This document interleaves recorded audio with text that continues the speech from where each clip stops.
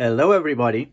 So here's another video. I haven't done one for a while because I've been quite occupied. We're selling the house we're in and we're buying another house. So I've spent a lot of time with that, and I've also been cleaning a lot in the shed to make everything presentable. And whilst cleaning up, I came across this box.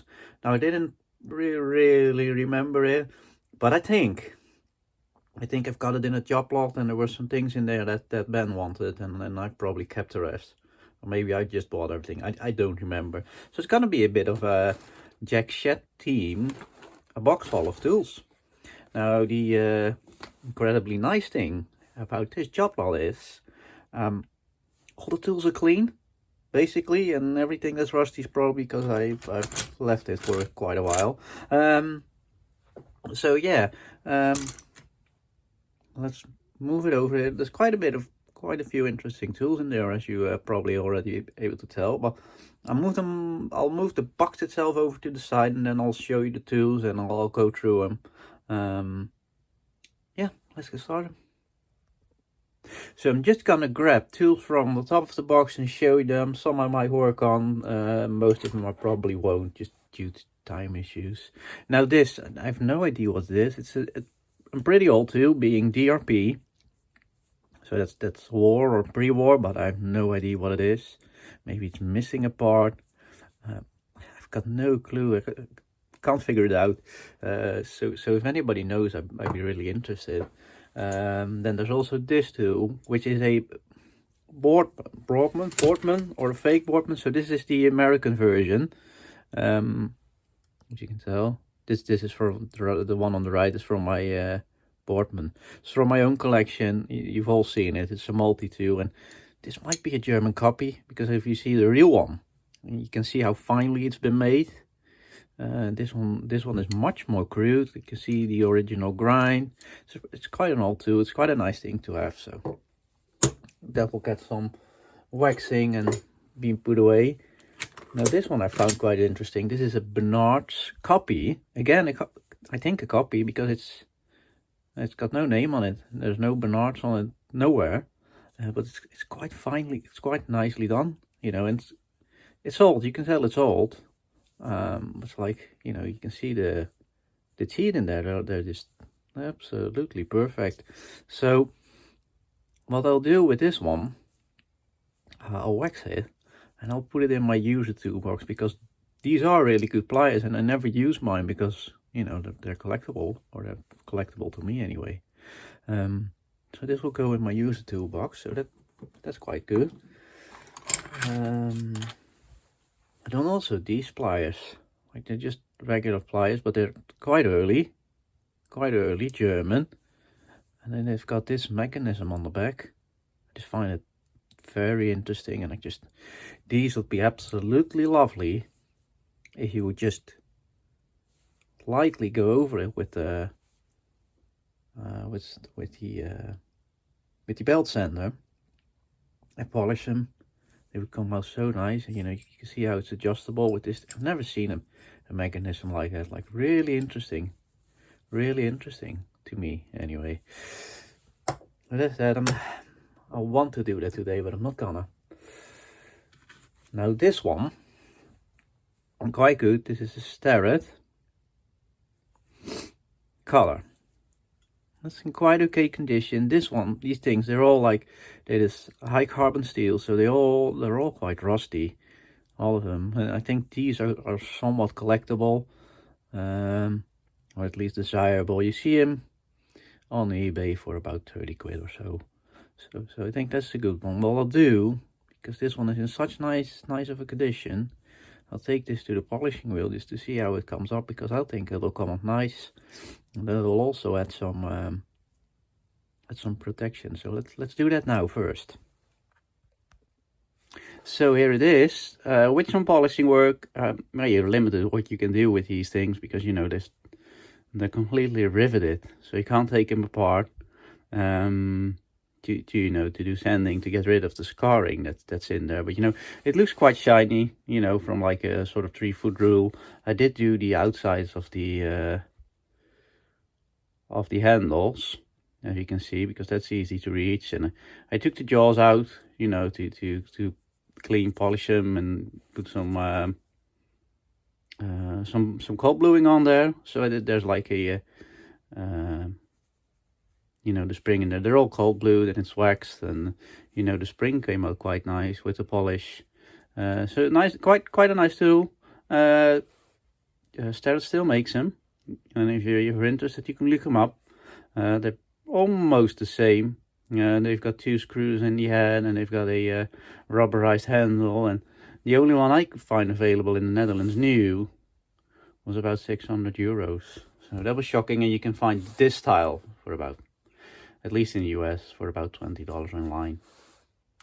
You hardly find them in the Netherlands.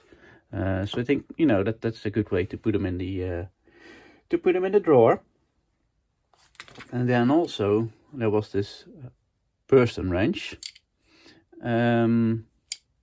which had some work done to it, because, you know, here's the spring that pulls it back. Now the spring was attached, but I've been messing with it, so it got separated. But that spring used to be pinned in, and somebody, you know, tapped, and I think it looks hideous. They done an okay job. It worked, but it looked hideous. So I already have another. Here it is. I'm a moron. Here's another screw that looks a bit more matching. So we'll work on that eventually, because this thing cries out for restoration, doesn't it? It's a perfect candidate. It's all in it. That, you know, all the lettering is completely gone over here. No idea what it said, and somebody's been sanding on it as well. And it's completely crisp, so crisp over here. But this cries for restoration, perfect candidate, you know. But I'll do that in a separate video, because this video will get way too long if I start messing with that. So let's put that over here. Also, we have, it's quite nice, little jeweler's vise, nice, finely made. I haven't got one of these.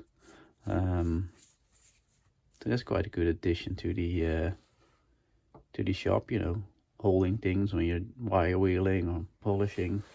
So that's a good thing. And then there were 4 of these things. Little pliers, and you know, some are better than others. I would say these 2 are a bit so-so, but these 2, they're all German made, I assume. Most of them say so. This one is really nicely made, chrome vanadium, like typical German, really nicely done. So is this one, nicely plated. That's a nice little tool. It's got, well, it says made in Germany on this one, doesn't it? Made in Germany. Stacoach, original Stacoach. Yeah, that was a good quality brand. So you can tell those 2 are top notch quality. I think those are a bit. I think that's one of the less good tools from the box. Yeah, moving on. There's also this interesting little pipe wrench, like interesting little mechanism. As you can see, it says radial patent, and the way it's spelled out makes me think this is a British wrench. Probably, it doesn't say so anywhere. Nice, you know, hardly used wrench, quite good condition. There's a bit of scarring on the jaw right there, but you can see it's like, see all the forging marks still there. So we'll wire wool this a little bit, because there's some flesh rusting on there, which I don't like. Give it a good oil clean and wax, and then good to go. But that's an interesting pipe wrench, I think. Interesting mechanism. I couldn't find anything about it thus far. Yeah, well, I'll move some things out of the picture now, so to fit the remainder of the lot in. So back again with an almost clear table. Now, whilst cleaning in the way, I really couldn't stand the way those little pliers were. So I cleaned them up. You know, most of them just some wire wool and some wax. Like this one I just wire wool just to get some of that little spots of rust off. And this one is coated in Bellstol, which I find works quite well on blued items. And I've spent a bit of more time on this one, which you might remember, which I really didn't like, but I polished the whole thing. You know, I did some extra effort on the knot, and then I filled in I filled it in with some paint. You know, I think it looks much better like this, I think, so anyway. Yeah, so those are ready to be stored away. Then moving on, there's this little wrench. German wrench, 6-inch, Einhänder, which means one-hander or one-hander. Gunstahl, which means all out of steel, basically. And I have a few bigger ones that need some work that there will be in an upcoming video, actually. But this one is in okay condition, you know, it's clean. But I think we can improve it slightly. As you can see, the pins come out or been hammered out, and it seems to be a little bit bent. So what I think would be good for this thing is wire wheel it again, because these insides not completely clean. Wire wheel it again, get the pin back in, and do some sanding on the jaws, you know, getting them, you know, not so pitted. This one has actually been used, hard to imagine, but it has been used. So I think there's a little bit of improvement possible on this one. And then also, getting to the end of the box now, then also there's this one, which is a Stilson,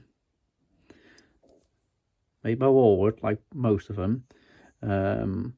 Not bad condition at all for one of these, but like with this one, I think there would be some improvement, you know, sanding the jaws down a little bit. You can't really do anything with this with the pin in, and I won't take it out this time. Sadly, they all seem to suffer that with me. Focus, please. You know, there's been some damage to the handle, to the wood handle, and I haven't been successful at all with trying to glue these up. You know, the wood's in quite good condition. Usually it's very stained. This one isn't.